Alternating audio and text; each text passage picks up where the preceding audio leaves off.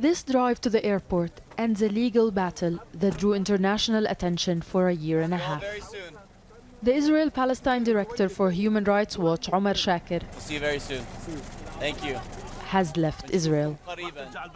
This is the first deportation since a 2017 law that bars entry for supporters of the boycott, divestment and sanctions movement against Israel. The Israeli government says Shakir has been active in the BDS campaign in the past. It's not about Omar, it's about Human Rights Watch. There's no point replacing Omar because our next researcher would have the exact same problem that Omar did. In 2016, Human Rights Watch issued a call for businesses to stop operating in illegal Israeli settlements in the occupied West Bank. A call the Israeli Supreme Court said amounts to a boycott. Shakir won't be leaving his post and will continue working from abroad.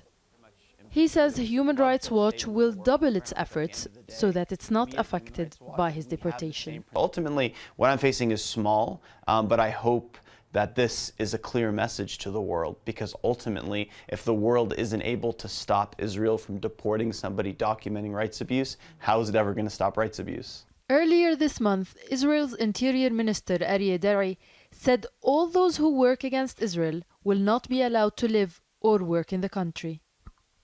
After Shakir's deportation, many here are wondering who might be next.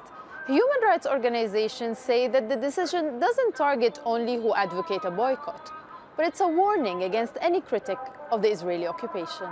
Laith Abu Zaid is a Palestinian working with Amnesty International in Ramallah. He was denied the right to travel outside of the West Bank in October, and he says this is because of his work against Israeli settlements. The ban was imposed a couple of months after we released the campaign against online booking companies that work in Israeli settlements. So this is obviously an attack not only against me, but against all the critical voices that speak against what the Israeli government is doing. Israel considers the BDS movement a strategic threat, while rights activists say it's one of the few ways left to fight against the Israeli occupation. Nida Ibrahim, Al Jazeera, the occupied West Bank.